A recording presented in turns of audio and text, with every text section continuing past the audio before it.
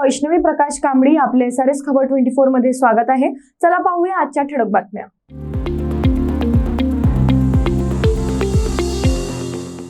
माझ्या मुलीला त्रास का देतो म्हणत पहिल्या पत्नीच्या सासरच्या लोकांनी जावयाला बांबूने बेदम मारहाण केली।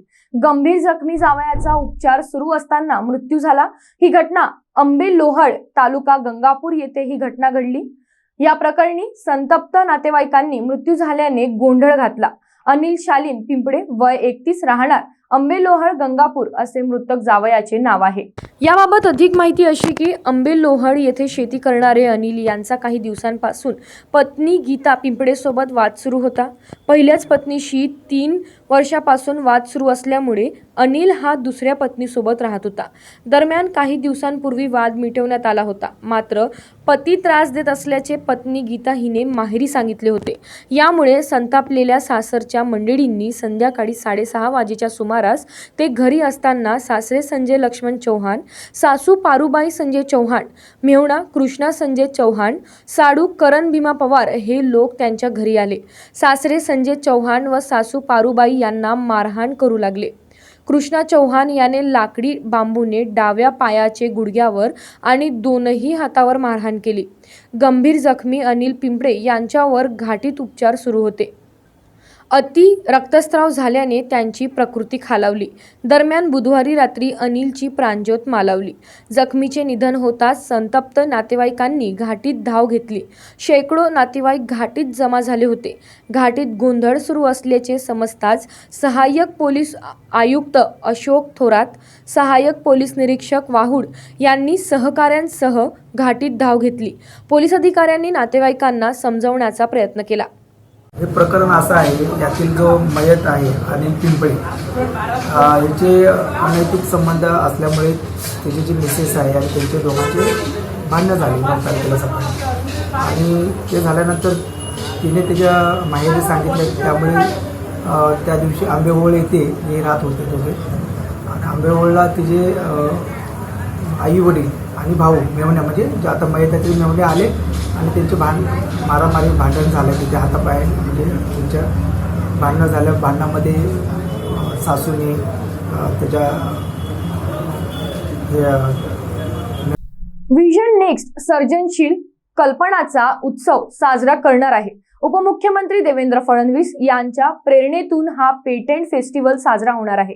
येत्या 14 ऑगस्टला सुरेश भट सभागृहात हा कार्यक्रम आयोजित केला जाणार आहे, अशी माहिती माजी महापौर संदीप जोशी यांनी पत्रकार परिषदेत दिली। मोठ्या कल्पना नेहमी छोट्या ठिकाणी जन्म घेतात। त्यांना योग्य दिशा मिळाली, प्रोत्साहन मिळाले की त्या छोट्या कल्पनेचे संशोधनात रूपांतर होते। तरुणांच्या मनामध्ये तर त्या कायम घोळत असतात। त्यांना व्यासपीठ मिळत नाही म्हणून त्या मनात घोळतात आणि मनातच विरतात। आता तसे होणार नाही। तुम्ही कल्पक असाल, सर्जनशील असाल तर विजन नेक्स्टने तुमच्यासाठी खूप मोठी संधी आणली आहे। ही एवढी मोठी संधी आहे की तुम्ही एका रात्रीत स्टार व्हाल आणि देशभर चमकण्याची संधी मिळणार आहे। युवा पिढीत दडलेल्या तरुण प्रतिभावान नायकासाठी आणि ज्यांच्या डोक्यात भन्नाट आयडियांचे चक्र सतत सुरू राहते, अशा नागपुरी फुलसुंग बांगडूंसाठी विजन नेक्स्ट सर्जनशील कल्पनांचा उत्सव साजरा करणार आहे।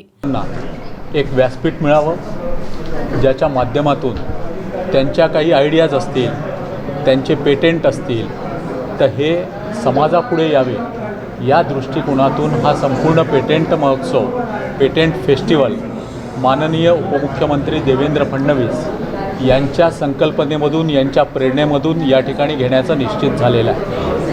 ज्यामध्ये आपलेही काही आयडिया असतील, आपलेही काही पेटेंट असेल, याला जवळपास 5 लाख रुपयापर्यंतचे पुरस्कार देखील आम्ही देणार आहोत। याचं रजिस्ट्रेशन आम्ही एक लिंक दिलेली आहे, त्या लिंकवरती या ठिकाणी आपण रजिस्टर्ड करावं। 5 ऑगस्ट ही अंतिम तारीख आहे। 7 आणि 8 ऑगस्टला 1 दिवस पेटेंट, 1 दिवस आयडिया, अशा पद्धतीने वेगवेगळं सिलेक्शन करून 14 ऑगस्टला याचा संपूर्ण पेटेंट फेस्टचा, ज्याला असं म्हणता येईल महामेळावा, हा सुरेश भट सभागृहात सायंकाळी 7 वाजता माननीय नितीनजी गडकरी, माननीय देवेंद्रजी फडणवीस, कौशल्य विकास मंत्री माननीय मंगलप्रभातजी लोढा यांच्या प्रमुख उपस्थितीत होणार आहे। त्या ठिकाणी सर्वांना आपले स्टॉल्स हे देखील लावायला आम्ही सांगणार आहोत की जेणेकरून येणाऱ्या प्रत्येकाला आपल्या कल्पना काय आहेत, कशा पद्धतीने पेटेंट राहणार आहेत, कशा पद्धतीने विचार राहतील याचं संपूर्ण मार्गदर्शन त्या ठिकाणी होणार आहे. आपल्यामार्फत मी नागपूरकरांना विनंती करतो की हा पेटेंट महोत्सव वेगळ्या पद्धतीचा महोत्सव आहे. या महोत्सवाला आपला प्रतिसाद द्या. आपल्याला वयाची कुठली मर्यादा नाही, त्याच्यामुळे 6 वर्षापासून 8 वर्षापासून तर 80व्या वर्षापर्यंतचा तरुण ज्याच्याजवळ कल्पना आहेत, ज्याच्याजवळ त्याचा पेटेंट आहे, आपल्या डोक्यात कल्पना येतात, त्याला दिशा मिळत नाही, हे प्रत्येकांचेच दुःख असते. आपण त्या मित्रमंडळीत सांगतो आणि त्या विसरून जातो. त्याचा पाठपुरावा आपणास शक्य होत नाही. त्याचे पेटेंट करणे म्हणजे तर खूपच दूरची गोष्ट. मात्र आता तसे होणार नाही. विदर्भातील मंडळी मागे राहणार नाहीत. भाजप, शिवसेना आणि अजित पवारांची राष्ट्रवादी या महायुतीच्या सरकारचे बहुचर्चित खाते वाटप अखेर आज शुक्रवारी जाहीर झाले. त्यानुसार अजित पवार यांनी अपेक्षेप्रमाणे अर्थ खाते पटकावले, तर धनंजय मुंडे यांच्याकडे कृषी खात्याची जबाबदारी सोपण्यात आली. ईडीच्या कारवाईमुळे चर्चेत राहिलेले हसन मुश्रीफ यांच्या गळ्यात वैद्यकीय शिक्षण खात्याची माळ पडली आहे. विशेष म्हणजे शिवसेनेचे मातबर मंत्री अब्दुल सत्तार यांच्याकडचे कृषी खाती धनंजय मुंडे यांना देण्यात आले. आता सत्तारांकडे अल्पसंख्याक विकास व औखाफ पणन खाते सोपण्यात आले, तर संजय राठोड यांच्याकडील अन्न व औषध प्रशासन विभाग हे खाते राष्ट्रवादीच्या धर्मराव बाबा आत्राम यांना मिळाले. त्यामुळे राठोड यांच्याकडे मृद व जलसंधारण हे कमी महत्त्वाचे खाते आले आहे. छगन भुजबळ यांना अन्न व नागरी पुरवठा तसेच ग्राहक संरक्षण मंत्रालय, तर दिलीप वळसे पाटील यांना सहकार खाते देण्यात आले आहे. राधाकृष्णन विखे पाटील यांच्याकडे महसूल पशुसंवर्धन खाते देण्यात आले आहे. राष्ट्रवादीचे नेते हसन मुश्रीफ यांच्याकडे वैद्यकीय शिक्षण मंत्रालयाच्या जबाबदारी देण्यात आले आहे, तर उपमुख्यमंत्री देवेंद्र फडणवीस यांच्याकडे गृह खाते कायम ठेवण्यात आले आहे. राज्य मंत्रिमंडळातील नवनियुक्त मंत्र्यांच्या खाते वाटपाबरोबरच सध्याच्या मंत्र्यांच्या खात्यांमध्ये देखील काही फेरबदल करून मुख्यमंत्री एकनाथ शिंदे यांनी आज खाते वाटप जाहीर केले आहे. राज्यपाल रमेश बैस यांनी मंजुरी दिल्यानंतर हे खाते वाटप जाहीर करण्यात आले आहे. वर्ध्याच्या सेवाग्राम येथे एका गरीब मुलीचा मृत्यू झाला. मात्र कुटुंबियांनी हा मृतदेह स्मशानभूमीत न नेता घरातच पुरला. ही घटना तब्बल 9 दिवसानंतर उघड झाली. या घटनेने सेवाग्राम येथे खळबळ उडाली आहे. सेवाग्राम येथे एका मुलीचा मृत्यू झाला. मात्र कुटुंबियांनी याची कुणालाही भनक न लागू देता तिचा मृतदेह स्वतःच्या घरातच पुरला. 9 दिवस होऊनही सदर मुलगी दिसत नसल्याने काही नजीकच्या लोकांनी विचारणा केली व यानंतर या घटनेचे बिंग फुटले. पोलिसांना माहिती देण्यात आली. संशयाच्या आधारे घराची तपासणी केली असता या घटनेचा छडा लागला. पोलीस व फॉरेन्सिकची टीम घटनास्थळी दाखल झाली. त्यांनी मृतदेह जमिनीतून बाहेर काढत उत्तरीय तपासणीसाठी पाठविला आहे. उमरेडचे तत्कालीन तहसीलदार अनिरुद्ध कांबळे व नायब तहसीलदार राठोड यांची बदली झाल्यामुळे लिपिक कर्मचारी व तलाठी वर्ग व भिवापूर मराठी पत्रकार संघाच्या वतीने निरोप समारंभाचे आयोजन करण्यात आले होते. आयोजित निरोप समारंभाच्या अध्यक्षस्थानी तहसीलदार कल्याण कुमार डहाट, तहसीलदार अनिरुद्ध कांबळे, नायब तहसीलदार अल्लेवार, नायब तहसीलदार प्रवीण राठोड, सेवानिवृत्त तलाठी माणिक देवगडे, पत्रकार शरद मिरे, विदर्भ पटवारी संघाचे अध्यक्ष जनबधू गणवीर उपस्थित होते. यावेळी तत्कालीन तहसीलदार अनिरुद्ध कांबळे, नायब तहसीलदार राठोड, सेवानिवृत्त तलाठी देवगडे यांचा लिपिक तलाठी व भिवापूर तालुका पत्रकार संघाकडून शाल, श्रीफळ व भेटवस्तू देऊन सत्कार करण्यात आला. तसेच नव्याने रुजू झालेले तहसीलदार डहाट याचे शाल, श्रीफळ देऊन स्वागत करण्यात आले. यावेळी आपल्या निरोप सत्कार प्रसंगी तहसीलदार कांबळे यांनी सर्व सहकार्याच्या टीमवर्कमुळे येथील कारकीर्द यशस्वी झाल्याचे मनोगत व्यक्त करताना कोरोना महामारीवर यशस्वी मात करता आल्याचे सांगितले. नव्याने रुजू झालेले तहसीलदार डहाट यांनी तात्कालीन कार्यक्रमाचे प्रास्ताविक तलाठी उमेश नाकाडे यांनी तर आभार प्रदर्शन दीपक भोयर यांनी मानले. खबर 24 साठी राजेश जांभुळेची रिपोर्ट. उपमुख्यमंत्री देवेंद्र फडणवीस यांच्या बोलण्याला फार महत्त्व देण्याची आवश्यकता नाही. काही वर्षापूर्वी त्यांनी कुठल्याही परिस्थितीत राष्ट्रवादीशी युती करणार नाही असे वक्तव्य केले होते. मात्र राष्ट्रवादीचा एक गट आता त्यांच्या सोबत सत्तेत सहभागी झाला आहे. त्यामुळे त्यांच्यावर जनता विश्वास ठेवणार नाही. मात्र राज्यातील फोडाफोडीच्या राजकारणाला जनता कंटाळली आहे असे मत माजी मंत्री अनिल देशमुख यांनी व्यक्त केले आहे. अनिल देशमुख प्रसारमाध्यमांशी बोलताना म्हणाले, देवेंद्र फडणवीस यांच्या त्या वक्तव्याचे काय झाले याबाबत त्यांना कोणी प्रश्न विचारले नाही. त्या वक्तव्याचे मग काय झालं असाही प्रश्न पडतो. ठीक आहे, परिस्थिती बदलताना वेगवेगळे वक्तव्य केले जातात. मात्र फडणवीस यांच्याकडून ही अपेक्षा नव्हती असेही देशमुख म्हणाले. राष्ट्रवादी काँग्रेस पक्षातून जे बाहेर पडले आहे आणि त्यांना पश्चाताप झाला तर ते परत येऊ शकतात असेही देशमुख म्हणाले. मंत्रिमंडळाची यादी दिल्लीतून निघाली, मुंबईत पोहोचणार अशा चर्चा कानावर पडत आहे. पण जोपर्यंत खाते वाटप जाहीर होत नाही तोपर्यंत काही बोलणे योग्य नाही. कोणाला कोणतं खाते द्यायचे हा त्यांच्या वरिष्ठ नेत्यांचा अधिकार आहे. कसं आहे की आता सगळं ऐकतोय की दिल्लीहून यादी निघाली, आता 1 तासात मुंबईला पोहोचणार, मग 1 तासात मुंबईला यादी पोहोचल्यानंतर ती जाहीर होणार, मग कोणाला कोणते खाते मिळणार, हे आता सगळं तुम्ही सगळ्या बातम्या देता ऐकतोय आम्ही. असं काय, पण जोपर्यंत जाहीर होत नाही खाते आणि शेवटी खाते कोणाला कोणती द्यायचे हा शेवटी आता जे त्यांचे जे वरिष्ठ नेते आहेत त्यांचा अधिकार आहे. चांगली गोष्ट आहे, हे परत घडलं तर चांगली गोष्ट आहे. काय की कोणाला जर वाटलं की आपण जे उचललेलं पाऊल ते योग्य नाही तर त्या निर्णयाचा कोणीही केव्हाही फेरविचार करू शकतो. माननीय देवेंद्र फडणवीस साहेब यांच्या बोलण्याला जास्ती महत्त्व देण्याची आवश्यकता नाही, कारण की आपल्याला सर्वांना माहीत आहे की काही वर्षापूर्वी देवेंद्र फडणवीस साहेब यांनी इंटरव्ह्यू देताना सांगितलं होतं की कोणत्याही परिस्थितीत राष्ट्रवादी बरोबर युती करणार नाही. हे स्पष्ट त्यांनी अनेकदा आपल्या वक्तव्यामध्ये बोलले होते. एका इंटरव्ह्यूमध्ये तर त्यांनी स्पष्टपणे याचा उल्लेख केला होता. नाही, राष्ट्रवादी काँग्रेस म्हणजे नाही. इतकं ठासून त्यांनी सांगितलं होतं. आणि आता त्यांचं जे कालचं वक्तव्य ऐकलं, आता कोणत्या वक्तव्यावर विश्वास ठेवायचा, 1-1.5 वर्षापूर्वी दिलेल्या वक्तव्यावर की काल दिलेल्या वक्तव्यावर?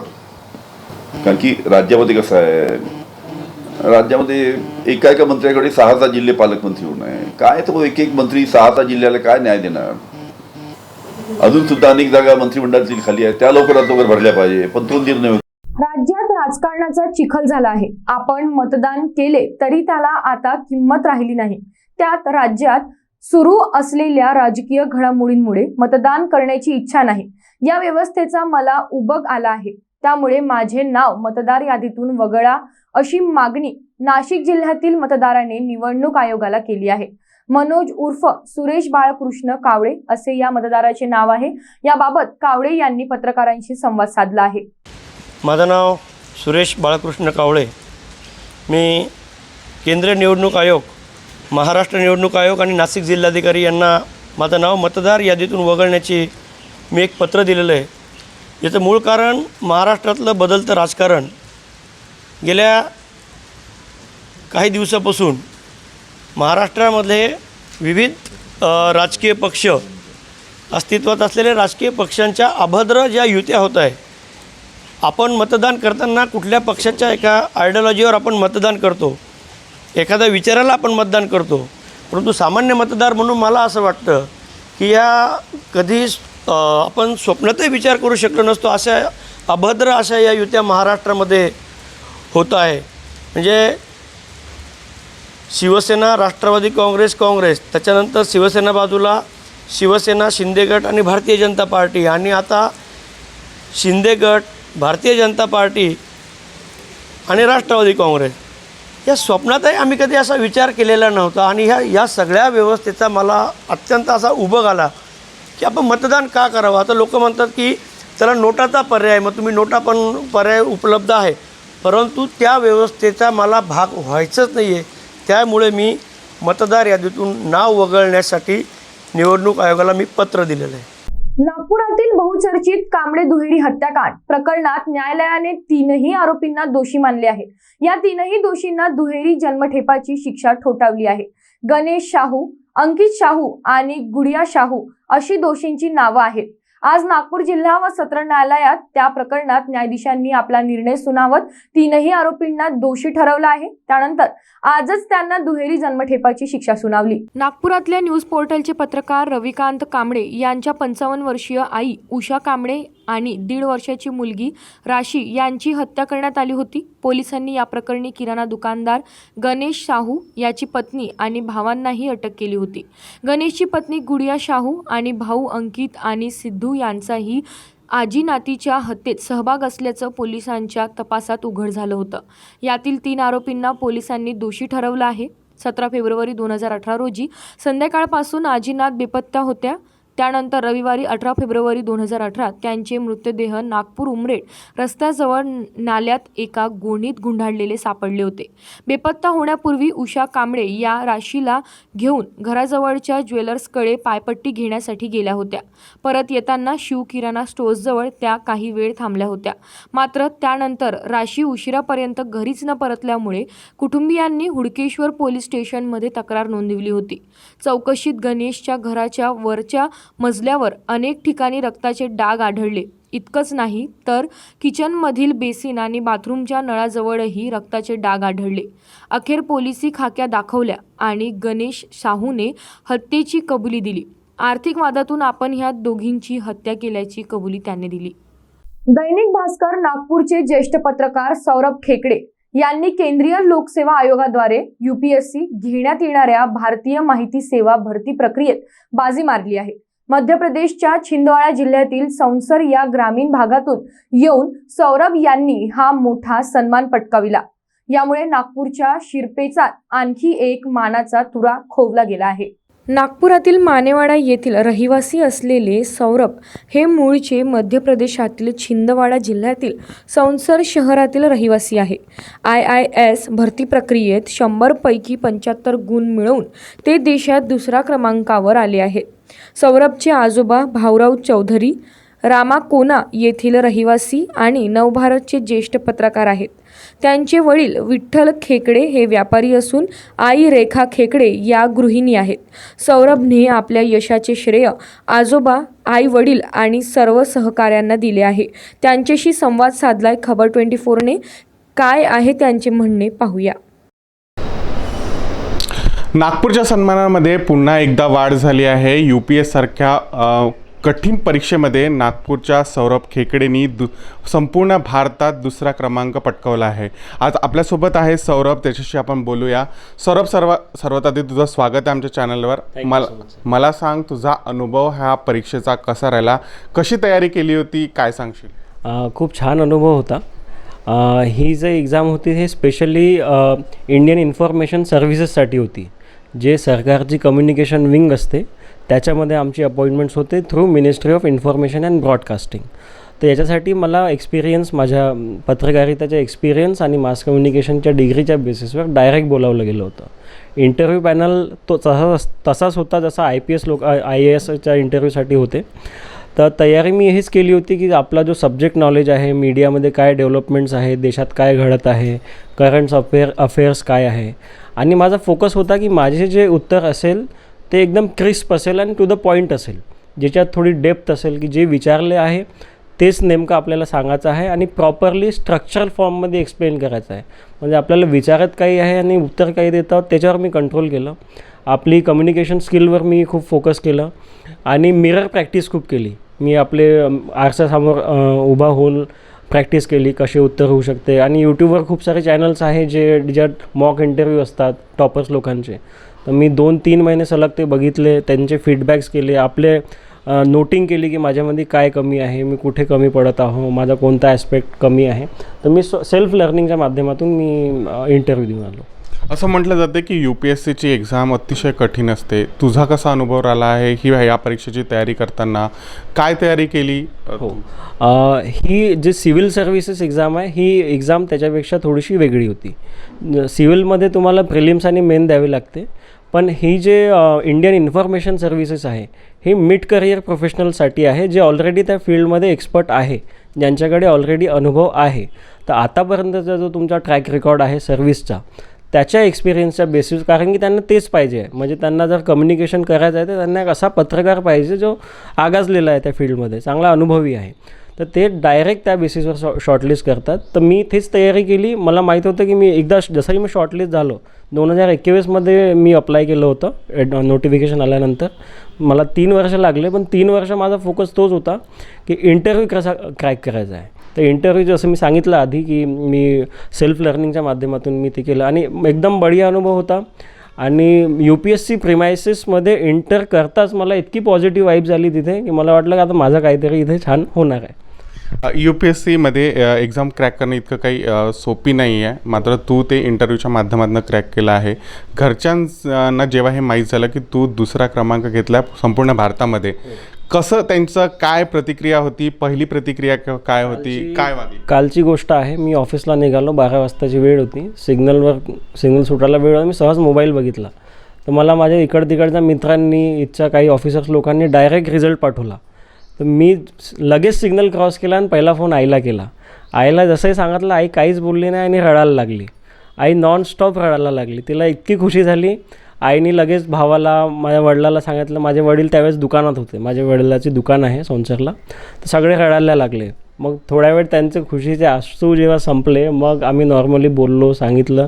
आणि ते इथे नसतात, ते सोनसर छिंदवाडा जिल्ह्यात जामसावडीजवळ सोनसर आहे, ते तिथे असतात. तिथे लगेच बस पकडून ते आता आले आणि आम्ही कालपासून खूप आनंदात आहो. माझे सगळे नातेवाईक, माझे सगळे कलिग्स, पुरी मीडिया फ्रेटर्निटी, मी लीगल बघतो, वकील लोक युनिव्हर्सिटीमध्ये, सगळे खूप खुश आहे आणि सगळ्यांनी मला ब्लेसिंग्स आणि आशीर्वाद दिले आहे. मी त्याच्याबद्दल खूप खुश आहो. तू पत्रकारिता क्षेत्रातच आहे, आता तू भारत सरकारमध्ये आपली सेवा देणार आहे. इंडियन पॉलिटिक्स आणि इतरही गोष्टी, आणि हे क्षेत्र जवळून पाहिलं आहे. भारतीय पत्रकारितेबद्दल तू काय म्हणशील, काय सांग? भारतीय पत्रकारिता जसं आपल्याला माहीत आहे की हा लोकतंत्राचा चौथा स्तंभ आहे. असं म्हटलं जाते की एक इन्फॉर्म्ड सिटिझन जो आहे तो बेटर डिसिजन घेऊ शकते. आणि हे इन्फॉर्म करण्याचे जे काम आहे, जी जिम्मेदारी आहे, ती मीडियाकडे आहे. मीडिया जर आपलं कर्तव्य खरी इन्फॉर्मेशन देणं, प्रामाणिक इन्फॉर्मेशन देण्याचं कारण जर इमानदारीनं केलं तर हा लोकतंत्र सशक्त होऊ शकते.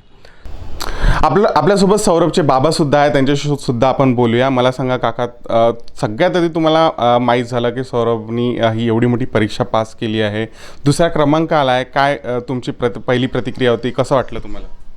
जसा मला यांचा फोन आला, माहीत पडलं, तेव्हा मला असं वाटतच नव्हतं की माझा मुलगा एवढ्या उच्च याच्यामध्ये इंडियामध्ये सेकंड रँकमध्ये येईल बा म्हणून. मला माहीत होतं की याने एक्झाम दिली आहे, पण मी तेवढं विशेष घेतलं नाही होतं दिमागावर. नंतर माझ्या एकदम दिल घाबरून आला, एकदम रडूचे खुशीचे आसू आले. माझ्याशी काही बोलणं होत नव्हतं सामनेवाल्यासोबत. मग नंतर धीरे धीरे माझे एकदम चांगला वाटायला लागला, खूप खुशी झाली. आणि माझ्या मुलाने लहानपणापासूनच खूप मेहनत केली आहे पढाईच्या क्षेत्रामध्ये. आणि त्याने जे बी जिद्द केली का बाबा मी असं करत आहे, मी तसं, ते त्यांची इच्छा मी आजपर्यंत पूर्ण केली. आता त्याच्यावर आधारित आहे की तो आमची इच्छा पूर्ण करेल.